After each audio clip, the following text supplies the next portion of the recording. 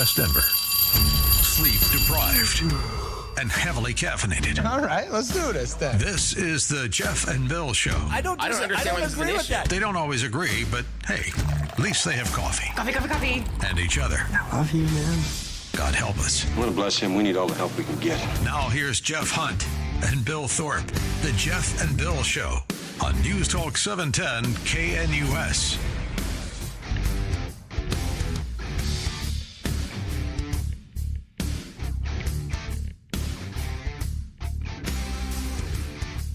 Welcome back to the Jeff and Bill Show at 7 a.m. in the Mile High City on this Thursday, September 18th, 2025. We are talking Jimmy Kimmel Live, indefinitely postponed by ABC following offensive Charlie Kirk comments. Are they that offensive? Here's what he said. We hit some new lows over the weekend with the MAGA gang trying to characterize this kid who killed Charlie Kirk as anything other than one of them. Now, on its face, not the most offensive thing he's ever said.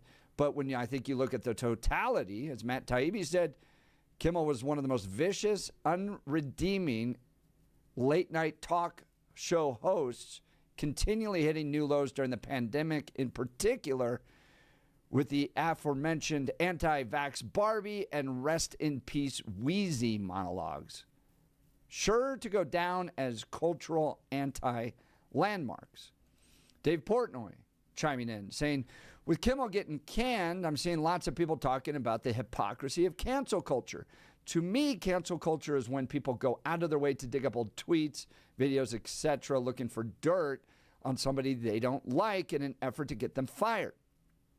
Like if Kimmel got canceled for what he did on The Man Show, that would be cancel culture. But when a person says something that a ton of people find offensive, rude, dumb in real time, and then that person is punished for it, that's not cancel culture. That is consequences for your actions. But you have the FCC that was part of this, weighing in prior to the termination, saying that they would throw their weight around. We could do this the easy way or the hard way, said the chairman of the FCC. So it's this Donald Trump being authoritarian, using the power of the FCC to silence his opponents. Is this a violation of free speech? Or is this a private company tired of dealing with an unfunny late night show that was tanking in the ratings? And this was the camel or the straw that broke the camel's back. Let's go to the phone lines. Don, Colorado Springs. Good morning, Don. You're on with Jeff and Bill. Good morning, men. And I just wanted to say that I'm going to say this. I've said this to Mark Davis on your sister station in Dallas-Fort Worth, and I'll say it here. There are a lot of conservatives that are now trying to set their sights on The View. Now, as much as I hate The View, I hate the ladies on there. Right now, at the moment, as long as they don't do any stupid stuff that Kimmel did, they should be fine and just let them have their nice little hour of chit chat and bashing of us. I mean, there's nothing illegal of being a bully, but Jimmy Kimmel did cross a line. And I should remind you that this is being Denver, Colorado. This has been much forgotten, but many years ago, Howard Stern, when he still had a terrestrial radio show, said a really pathetic remark regarding the Columbine shooting, and the radio station that carried it yanked the show, and rightfully so. And look, I don't think that comment rises to the level of offense so much to the point where it would be like commenting on a shooting. But there's a few realities in this business. The biggest one being revenue drives all. If Jimmy Kimmel was this wildly popular show with a tremendous amount of money coming into ABC, ABC would go to the mat to defend him. That is just part of the equation. The show was losing money. It was losing viewers. It wasn't funny anymore. People were moving on and using other entertainment. Secondly, we also live in a business where executives just don't want to deal with the headache sometimes of somebody out there making comments all the time, having to go into another meeting, having to sit down with sales staff, dealing with advertisers, pulling their revenue. Sometimes the stress just isn't worth it, especially if the money's not there. And I think they just run into that. Look, we've had people on this station make comments about school shootings. They're no longer on this station. So it happens. And they made some other statements, and they got pulled as well. I mean, let's talk about Dan Caplis's long sparring partner. Right. He ran his mouth, and KNUS canned him quick. Yeah, that's a fun story behind the scenes, but we won't do that this morning. Boy, do I have stories about that, Don. I could share some stuff that people would be mad about this morning. It's all part of the business, and we started off the discussion, Bill and I, going, at any moment, for whatever reason, this show at some point will probably end. Yeah, and it's part of the reality we live with. And Peter Boyles, got into it at another station, and now Michael Brown's doing wake-ups for them. And here's the thing, Don, is that I agree with both you and Jeff that ABC can make whatever decision they want. And it is they are a private company. I also agree that and this is part of my opinion, but I agree that Jimmy Kimmel was not very good at his job. I personally would rank him third, and a far behind third compared to the other Jimmy and Stephen Colbert, just based on what they did in presentation, not judging politics or anything else, just based on the efficacy of stuff like how good are you as a host, how good are you as an interview, is the monologue at least entertaining, whether or not I agree with the jokes or not, just presentation and style. I thought Kimmel was tail end Charlie of all of them by far. I didn't understand why he was named host in the first place. Remember, he started his career as hosting on a show where he had women in tight shirts bounce up and down so we could see their boobies go boing, boing, boing, boing, boing. That's where he started on The Man Show. So that's what his level. That's where he started. That's where he got his. That's where he made his bones. I think he started on Win Ben Stein's Money because he was the co-host. Yeah, he was the co-host there. But when he started hosting, because that's the thing. Win Ben Stein's Money, though, he's a game show host. He becomes a show host with Adam Carolla on The Man Show. So that's where he does the the influencer, and that's when he does here the interviews, and that's the idea of what he's doing on his current show. The problem that I have in here is when. And even Adam Carolla is more conservative, if not libertarian. Yeah, completely. For the record. And the problem that I have is when FCC Chairman Brendan Carr goes on Benny Johnson and says we can do this the easy way or the hard way, that this company can find a way to take action on Kimmel or there's going to be additional work for the FCC to do. And Brendan Carr, the chairman of the FCC, said ABC could lose its license over this. Over what one host said, he's going to yank the broadcast license of an entire entity. What would have happened if this was a Biden or Obama administration coming in and saying they're going to shut down Fox News, shut down, what would happen? It wouldn't be talk like it was coming from our current FCC person. And the left would love to cancel anybody that doesn't hold their worldview. And I mean, that's what the fairness doctrine was all about for so many years, or at least it was used that way. They were just saying, everybody's listening to Walter Cronkite, the most trusted man in America. But the man was a discreet leftist disguised as a journalist, but he knew how to play the people along using body language rather than being blunt that his successor, Dan Rather, did. Yeah, see, I have a different opinion of it than Cronkite, but I appreciate you bringing in the fairness doctrine because while that was an imperfect bludgeon, it did have some sort of guardrails at the time. I'm not advocating to go back to it, but that was something that was interesting in that time that prevented a direct one-sided nature in the conversation and in news gathering. True. But then we decided the marketplace will take care of it. And so we took that away. I wouldn't advocate to go back to it, but it did have some merit. There's some truth to that, and I mean, the NRA used it to their advantage. Phyllis Schlafly used it to advantage. But I mean, but the thing of it is, there was the Nixon administration and more so the JFK administration that used it as a weapon to censor their political enemies. Yeah, and that became the problem in the Fairness Doctrine. Hey, I appreciate it, Tom. That was nice, man. Nice conversation. That was something that I wasn't expecting.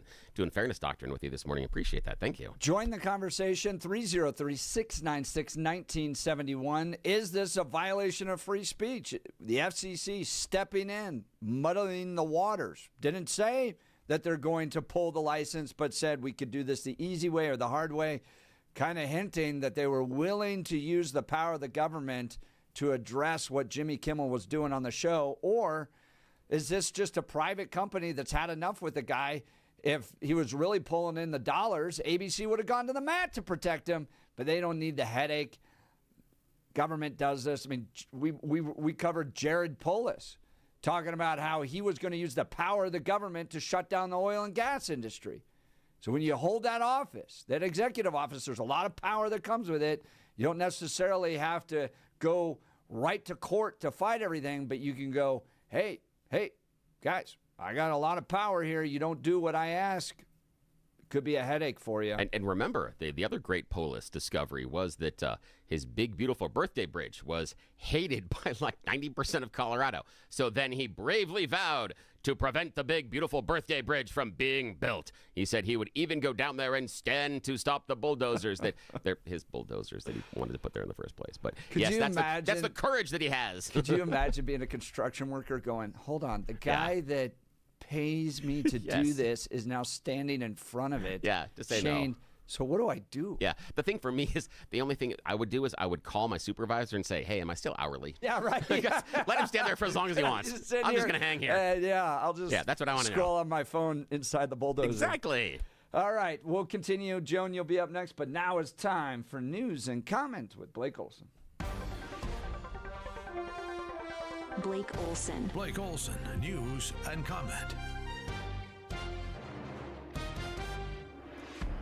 Good morning. Thursday, 46 and sunny in Denver, expecting a high of 73 today. This portion of the news is sponsored by Pastor Camp Heating and Air Conditioning at 303-777-1234 to learn more about special savings opportunities on Lennox equipment. Our top story, CSU will enforce game day security rules today for 2 Charlie Kirk memorial events. Turning Point USA is hosting a vigil at Canvas Stadium, followed by a free speech forum in the Laurie Student Center ballroom. CSU says it's not endorsing the events, but must uphold the First Amendment. Clear bags, security screening, and heightened police presence will be in place, with costs shared by student groups and CSU. Firearms remain banned on campus under state law. We hit some new lows over the weekend with the MAGA gang desperately trying to characterize this kid who murdered Charlie Kirk as anything other than one of them and doing everything they can to score political points from it. In between 47 congratulating ABC for taking Jimmy Kimmel off the air. The former comedian received conservative backlash after he joked Tuesday night that the Kirk assassin was MAGA. On Wednesday, Trump praised ABC for pulling Kimmel and then took aim at late-night comedians Jimmy Fallon and Seth Meyers and said, "Do it, NBC." Lefties love them. They love them all. They're just not funny to me, and they all cost far more than they bring in. Here's Jimmy Kimmel after Tucker was fired from Fox. Fox News has severed bow ties with Tucker Carlson. After all these years, they are parting ways, which means he was fired. I mean, that's really what parting ways means. Tucker couldn't be reached for comment. He's already on a plane to Moscow to meet with his manager. But what a shock. I mean, what an absolutely delightful shock this is. Now Tucker can spend more time at home tanning his testicles and touching himself to that sexy green M&M. Sadly, he's probably not done poisoning old people's brains. The question now is, where will he do it next? Will he go to OAN? Will he go to Newsmax? Will he crawl back up Satan's fiery beehole from whence he came? We don't know. One of the most despicable mother Tuckers ever to appear on American television. Okay, the severed bow ties was actually a good line. So was the Mother Tuckers. But the majority of the time, he was just wrong, factually, all the time. And he is wrong. Well, and I'm listening through that, and you're right. There's like a few lines in there that could kind of get a chuckle. And yeah, no, it's good writing, great look writing. at like when South Park put Charlie on, that was pretty funny, and even Charlie embraced it. Even though, conservatives are not pearl clutchers in the sense of like, oh, you made fun of me. Oh, this is so terrible, and upset about it all the time. We get made fun of a lot. It's just whether or not it's good. Yeah. And timely. And yes. in this case, it was neither good nor timely. No. But I'll go back to this again and again and again. Sales saves all. And there was no money behind Jimmy Kimmel anymore, no audience behind him. And we've all worked with executives. We know the way they think. They don't want headaches. They hate headaches. And if you become a headache in an institution, you go. Yes. And so absolutely. in this case, I think ABC was just like, golly. Now, can I jump in on this one too? And again, I'm not doing this to create an argument or fight. I'm doing this actually to agree with both of you on things where in that monologue by Kimmel, there are some funny lines. You know, the severed bow tie. Okay, the retaining the testicles. That's kind of funny because the reference point. But I kind of laughed at that too. The part that gets me though is when he turns to the ad hominem attacks, the personal attacks. That he's a disgusting person, most despicable person ever on broadcast. That to me crosses the line. You can make fun of him and say, "Oh, he's got extra time to go and tan certain parts of his body," and wonder what he's going to do. Maybe his next interview is going to be. You're poking fun at him, but you're not necessarily making it that personal attack. That's to me where Jimmy Kimmel often to cross the line is he made it so personal, and that's no longer to me funny. And that there is a space for that. It's called an insult comic. Those people that are insult comics are absolutely like the special. The roasts are really funny. Oh, yeah. Yes. Jeff Ross is amazing. But you have to understand what you're getting into. In fact, side note, just because things are tangential, on the Key and Peele show, they have a bit about an insult comic that is absolutely hilarious. Go and watch it because it is really, really funny. It's something you should go back and look. Yeah, just Key and Peele insult comic. It's really funny. Go back and watch it because it shows the dichotomy of what you're looking for an insult comic. But the point is, Kimmel's not an insult comic. When he turns into calling Tucker Carlson disgusting, that's beyond the boundaries of what, in my opinion, his role should be. His role should mock and make fun of everybody across the spectrum, but you don't have to necessarily get personal about it. There are times you can mock Obama about his tan suit without saying, and he's the most disgusting Marxist stupid president we've ever... No. They talk about the idea that whose idea was the tan suit and everything else. That's it. I mean, there are easy ways to do it. That he was, pretending to have camouflage on, whatever the hell you want to do. There's so many things you can do there. And I think keep in mind, too, the business that we're in, because there'll be a time when this show ends and Kyle Clark laughs at it and does a little story on it, and he'll do his little snide remark. And then there'll be a time when Kyle Clark's show ends and we'll laugh at it and make some remarks. We have thick skin. Yes. And it's part of the understanding of what we're doing here. Is that we're supposed to get to the line but not cross the line. But sometimes the revenue doesn't come in, and then it's just over, and it's a business, and people don't want to deal with it anymore. I mean, I guarantee you, next star right now is Kyle Clark versus the other reporters in this community. Going, can we just do news and not have to deal with the headache?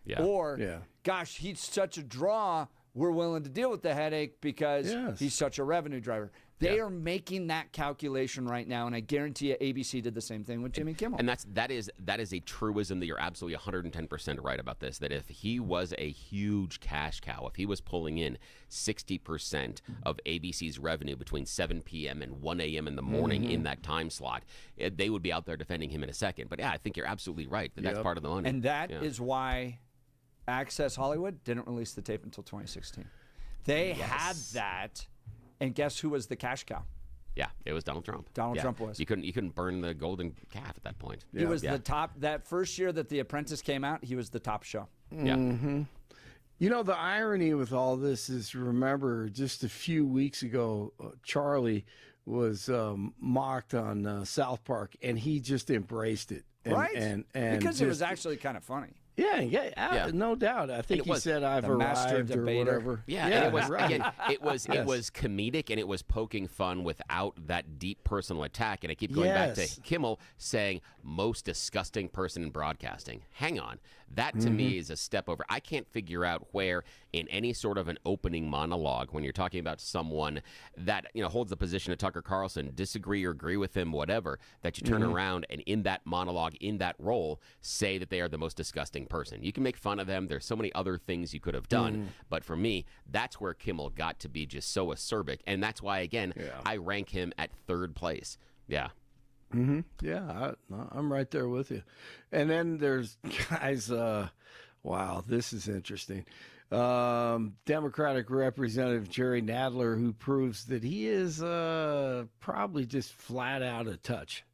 Politicizing the murder of Charlie King to go after free speech is not a legacy I believe Charlie King would have wanted. Wow. So he called him Charlie King a couple of times. And those are the people that get to make the laws.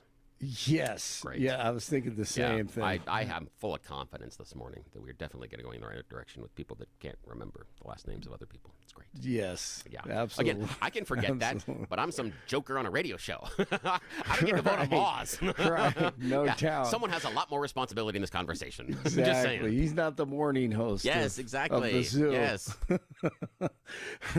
I agree. Flags are being flown at half staff in Pennsylvania to honor 3 police officers who were killed in the line of duty last night in York County. 5 officers who were trying to serve a warrant. Oh, man, every time this happens, it's frightening. When someone started firing shots at them, 3 officers were killed and the 2 surviving officers are in critical but stable condition. They killed the shooter. DJT says he's designating Antifa as a terrorist organization and called the movement a sick and dangerous radical left disaster. Former CDC Director Susan Menares says she was fired for resisting pressure from HHS Secretary RFK Jr., who said he let Dr. Menares go last month because he couldn't trust her. I think that's a good reason to let her go. A new study links marijuana use to increased risk of type 2 diabetes. Those who used weed are close to 4 times more likely to get type 2 diabetes. There's still hope here, Jay. Breaking news. I'm shocked that those that get stoned and sit around may have some form of health consequences related to getting stoned and sitting around. Eating Doritos. Yeah, right. Right? And a great healthy lifestyle. Yes. Oh, yeah. Wow. Isn't that amazing? Yeah, that's the thing. Like, really? You mean the people that get the munchies are going to necessarily have some health consequences from it? Right. Especially get the munchies for the stuff that has a lot of the sugar and the salt. Wow. Yes. That's a surprise. Yes. I don't know how many of us had experience with people smoking a lot of marijuana in college, but in my experience with them, they never sat around and went, hey, who's got the carrot sticks? Yeah, right. Never. That was never it. It's no one is like, let's go get a exercise. Let's go exercise. Smoke some weed and then go, exercise. Yes. Never a discussion that happened. Right. Holy. Carrots. Oh, man. In my mind, that's like a new study reports those smoking marijuana are prone to relaxing and speaking slowly. You're like, yes. Exactly. Frying their brains. ABC's Matt Gutman apologized for the flowery words he used describing the relationship between the assassin and his transgender boyfriend. An alleged murder with such specific text messages about the alleged murder weapon, where it was hidden, how it was placed, what was on it, but also it was very touching in a way that I think many of us didn't expect. A very intimate portrait into this relationship between the suspect's roommate and the suspect himself, with him repeatedly calling his roommate, who is transitioning calling him my love, and I want to protect you, my love. Oh, Lord. So he's apologized for that. Oh, man. CU plays host to Wyoming this weekend. Coach Prime says the Buffs are better than their 1-2 record. UTSA, Texas San Antonio at CSU on Saturday, and Boise State at Air Force, UNC at Houston Christian. Dolphins, Bills tonight, and the Broncos continue to prep for the Chargers Sunday. 45 in Aurora, 44 in Lakewood, 46 in Denver. Jeff and Billy continue. Blake Olson, News Talk 710 KNUS. Very pleasant September weather for Denver in the Front Range today, tomorrow, and as we head on into the weekend. Temperatures will be 70s today and sunny, 75 to 80 and sunny on Friday. Will be around the lower to mid-80s for the weekend. The weekend might bring one or two isolated thunderstorms. Weather's a service of L&L Heating and Air Conditioning. For quick, trustworthy, and dependable service, call L&L Heating and Air Conditioning at 720-851-1691. Visit them online at bestdenverhvac.com. You'll be comfortable with L&L. Meteorologist Don Day in the 710 KNUS Weather Center.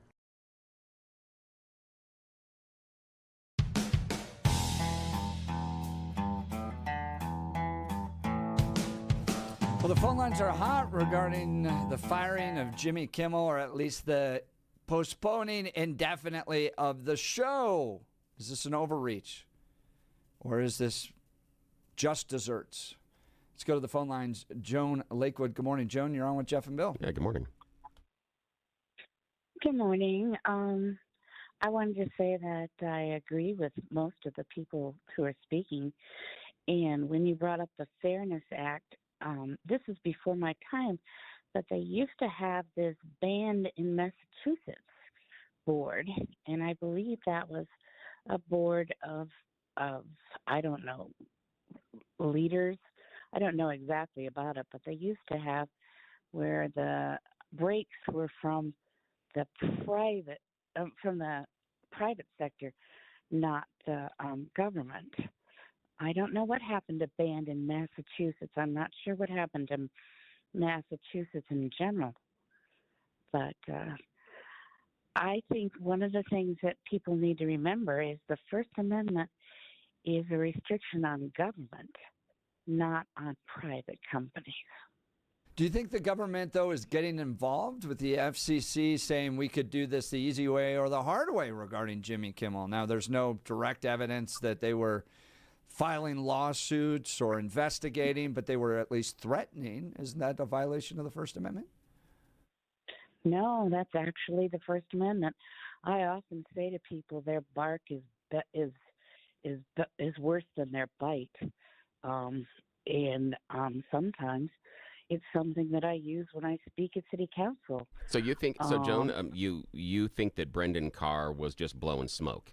You think that he was just, it was a lot of puffery when he was talking to Benny Johnson and said we can do this the easy way or the hard way, and if these companies can't find ways to take action on Kimmel, then there's going to be additional work for the FCC to do. He also floated the idea that ABC should lose its license. So you think that was just puffery? He wasn't really being serious there? I don't know. What I do know is that we have a beggar on a corner that we've been trying to, because he's been spitting and barking at people and stuff, and the police are like, well, we can't do anything until he does some action. And I think that's probably how I feel about this. But that would be something that, Jimmy Kimmel isn't sitting on the corner spitting on people or barking at people. I mean, there's a TV show. The spitting and barking, spitting on someone, that's taking an action. That can get into the idea of assault.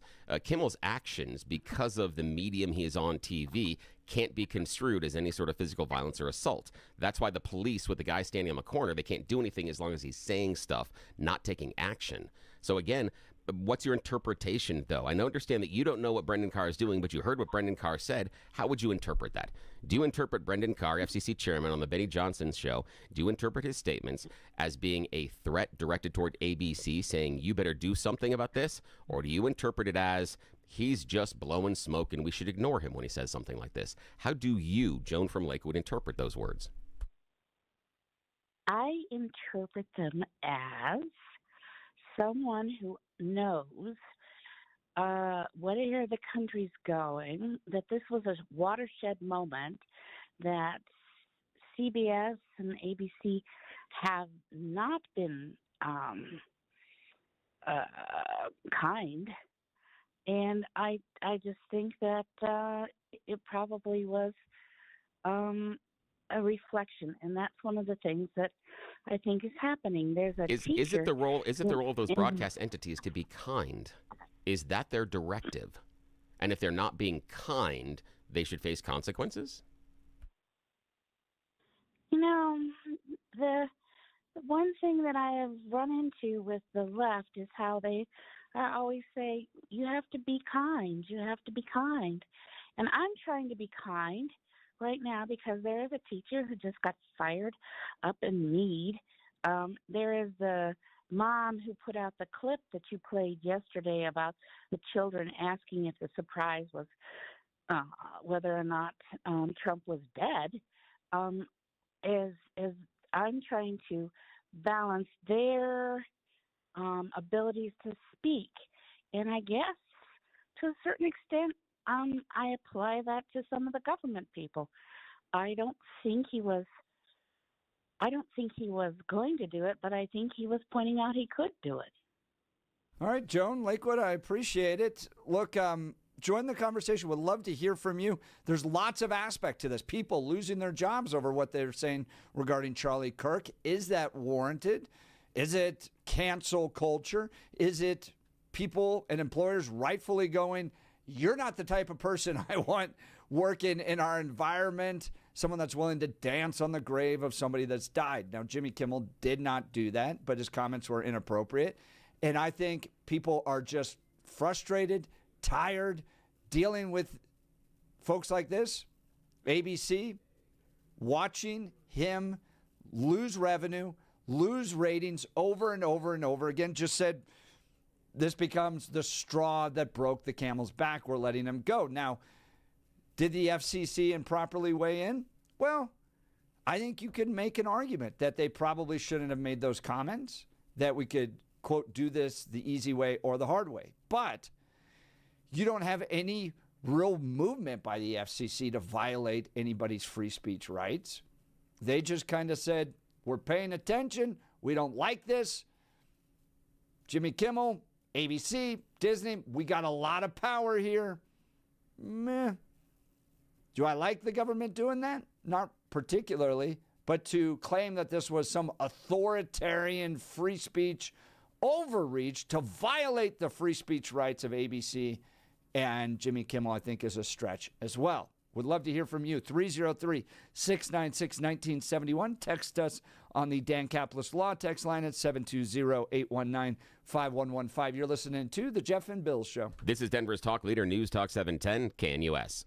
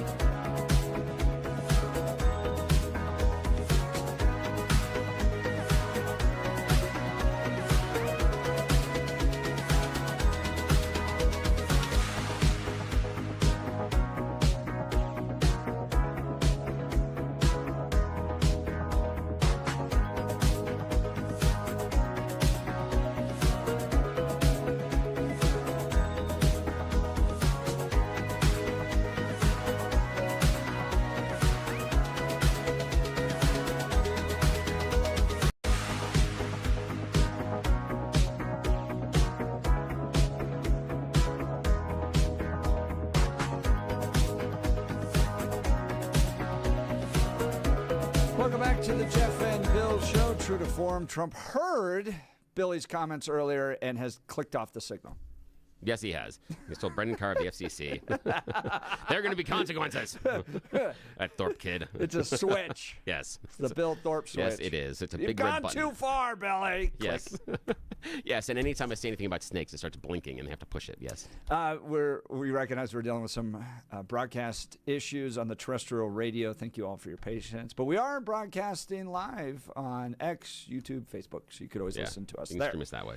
By the way, it's amazing how much this is all changing. This is something Bill and I live real life. Yeah, so this is weird. Broadcast television's tanking, radio's changing, and you at the same time are dealing with tremendous amounts of opportunity on social media. Yeah.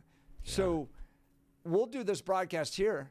I'll make a video on Instagram that reaches 130,000 people, is retweeted, big numbers all there, and I did that in 30 seconds one time. I mean, it's all part of the things that are changing in this industry. The entire and that's what landscape's ABC's changing. dealing with as well. No, I mean, when was the last time you stayed up to watch broadcast late night television? No. Not on these hours. We have to get up in the morning. Right. There's no yeah, way. Right. But you nighttime's like 8. you go to Instagram, you go to TikTok, and it's short form content. I saw the other day that there's now 60-second soap operas. Yeah. And the other part is that the one way that Fallon has been able to maintain audience growth and revenue, again, he's not raking it in. He's struggling as well. But he is doing much better than Colbert and Kimmel are because he's leaning into the short form videos and the online. The online presence of Jimmy Fallon's show is significant, and they are always pumping out shorts, and they're always trying to interact with the audience through short forms that are connected to or directed back to the larger broadcast. But they're not expecting you as an internet consumer to show up for their broadcast show. Yeah, they totally understand that they're separate different. audiences. Yeah, Yep. and they feed on each other. They say, hey, look what we did on the show. Here's something. You don't have to watch the whole 2 hours or whatever it is. Or, hey, this is coming up, and if you don't see it, they're going to share it with you the next day. And then they also do stuff that you don't see on the broadcast format. And they have seen significant growth there. And from what I'm reading in the industry, that's the only reason that not Kimmel's show, but Fallon's show is still floating, where the others are taking on water significantly. 2033 just telling us use Harbor Freight tools and duct tape. Fix the There we go. broadcast. Duct tape can fix anything. That was my dad's rule. And boy, Let's did he go do to it. the phone lines. Gary, Denver. Good morning, Gary. You're on with Jeff and Bill. Morning. Good morning. You've heard this term influencers, and certainly individuals who might have a talk show or a podcast have greater influence than I might have if I express myself to people where I work. And so with that in mind, I wanted to talk about yesterday you had some people from, I think they were running for school board, where their campaign signs were vandalized or words were written on them. And Yeah, swastikas placed on them, yeah. Yeah, and Jeff indicated that you got into a discussion about how using words like fascists and communists could be a precursor to inciting violence. Do you remember that conversation? Sure. Go ahead. Yep. So when you said that, I was surprised that earlier, before you had that interview, your newsreader commentator called Adam Schiff a communist.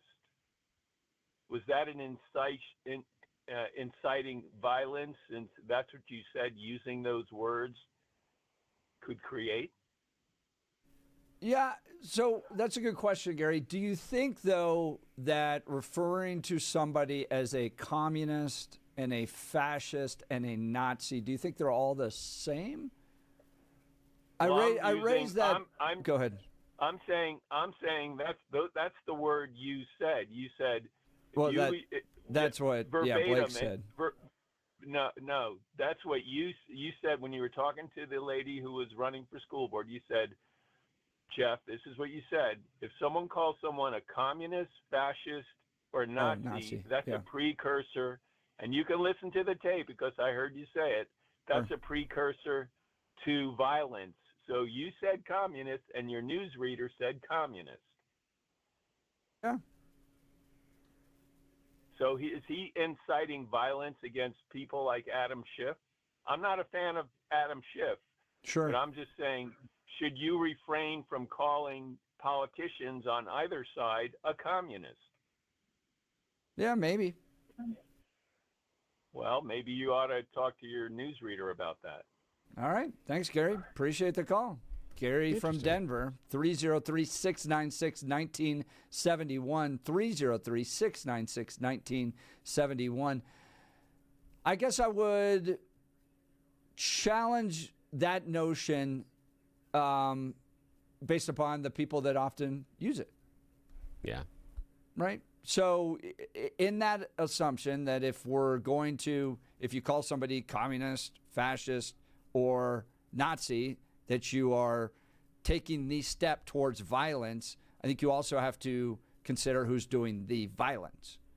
And I don't see a lot of conservatives protesting, using angry rhetoric, calling people communists, and then getting to violence. It's often used as a critique of somebody in a more passive way, as opposed to the way the left uses it when they're down there marching all the time. But is it necessarily passive? And this goes back to some of the conversations we were having last week. And where I go with this, and you know exactly where I'm going down the road on this, Jeff, is if you describe your political opponent as a communist, a Marxist that is bent on destroying America. Remember, Barack Obama was a secret Muslim that was going to implement Sharia law. Yep. We all remember the name Jade Helm. That was a military exercise in Texas that was supposed to be the leap-off for Barack Obama to declare martial law and take over the country because he was going to destroy our American way of life. Joe Biden was a communist China plant of some sort or another or something, and he was here and sent by China, a sleeper agent, to destroy the American way of life.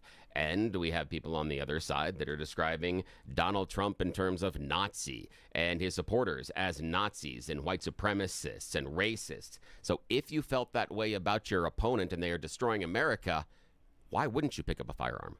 Why wouldn't you take action if you truly believed that they were trying to destroy the country? Why wouldn't you? Or are we just using these phrases as hyperbole in order to create damage and avoid the actual discussion?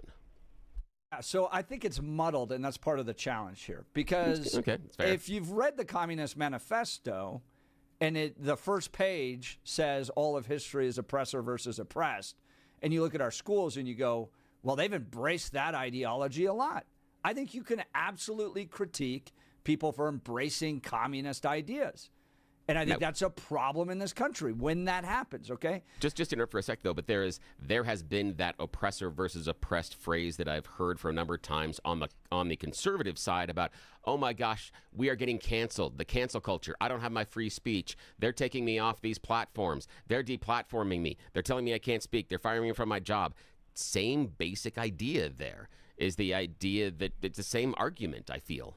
Okay, but I want to go back to whether or not using the phrase communism or fascist actually leads to violence. Because Gary's critique is that Blake refers to Adam Schiff as a communist. And what I'm trying to figure out, and I think somebody honest in observing what's happening in America right now would go, there's obviously something different between Blake saying Adam Schiff is a communist and somebody spray painting swastikas on a campaign. Yeah, I would agree. They're different. Like, they're different not only in action, but they're different in tone, and they're different in extreme different as well. Yeah, right? I can agree to that, yeah. So what I'm trying to figure out is why, because what Gary did was lump them all together. He goes, well, you guys are saying that labeling, like someone spray painting Nazi swastikas is a step towards violence because they're calling you a fascist. Well, didn't your news guy just call Adam Schiff a communist? Isn't he one step removed from violence? And I think, no, they're not the same. And I'm trying to figure out why they're not the same. And I'm open to ideas. See, I think they're not the same based on degree. And Correct. the reason I say that is because when Blake is saying that as a form of speech, I think it's a little bit different when you take that form of speech and then start defacing the other person's property. For me, that's the line. Yeah. That's the difference in the two expressions. Blake wasn't stopping anybody else from saying anything. He didn't go down. He didn't want to spray paint anything on Adam Schiff's car. He wasn't stopping Schiff from saying anything. He was making that statement. However, the person that spray painted the swastikas on the sign is taking action. But I think also Gary's question is simply calling someone that an actual invitation for violence. And what he means is, if you call someone you're a communist or Marxist set to destroy America, is that an invitation for not necessarily yourself, but anybody else to take action? And is it part of that process of heading towards violence? If we start labeling everybody we disagree with. So I think Gary has a fair point in a sense, but I think he's dismissing some actual realities that take place, which is, at least on one side, I think you are closer to violence, and this was one of the debates I had with riots as well. I think progressives are more prone to violence as a means to express their speech. They think that way. They see speech as violence. Violence is seen as speech. And so they're closer to the line. And if you're calling people Nazis and fascists all the time, I see it differently than Blake Olson referring to Adam Schiff as a communist, because I don't see big protests. I don't see the vandalism. I don't see the action on the right as regularly as I see it on the left, so I think it's more dangerous for the left. That's what I would say. All right. Where am I wrong? Give us a call, 303-696-1971. Text us on the Dan Caplis Law text line at 720-819-5115. I guess I would put it this way. Yeah. If you had regular protests, vandalism, and assault coming from the right towards communists, then I think you could say Blake referring to Adam Schiff as a communist is dangerous. But you do see that coming from the left, and so referring to your opponents as fascists and Nazis becomes dangerous, because we are seeing those protests, we are seeing the vandalism, we are seeing the murders. But prove me where I'm wrong. Yeah, and the only thing I'll add into that we can discuss when we get back is it somewhat dependent on the size of the group that is taking action? I'll explain that when we get back. Great. You're listening to The Jeff and Bill Show. This is Denver's Talk Leader, News Talk 710 KNUS.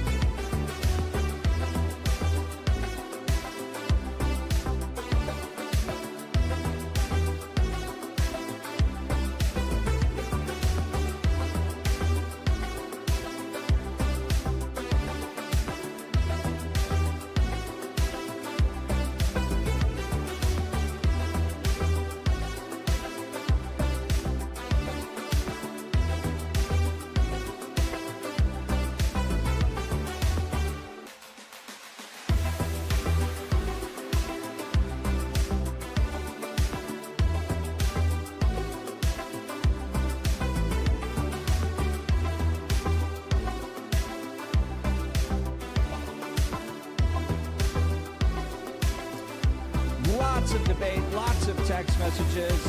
Bill, I'm a little hesitant to grab Larry here just because we're up against a hard break. Yeah, but, maybe he'll hang till Larry, after this. Stick around. Yeah. We've got a few more hours. We'll continue. Gary, I'm going to summarize Gary's point. You guys are saying that calling people Nazis, fascists, is creating the groundwork for violence, and yet at the same time, conservatives, including people on the show, refer to leftists as communists. Isn't that creating the groundwork for violence as well? People texting in saying January 6th, look at the violence that came from that. 9310 texting that conservatives are far more likely to be religious, and so they're not as godless as the Democrats. I think context does matter. If there was violence, protests, assassinations related to conservatives calling people communists, then I think you can make that argument. We'll continue. You're listening to The Jeff and Bill Show.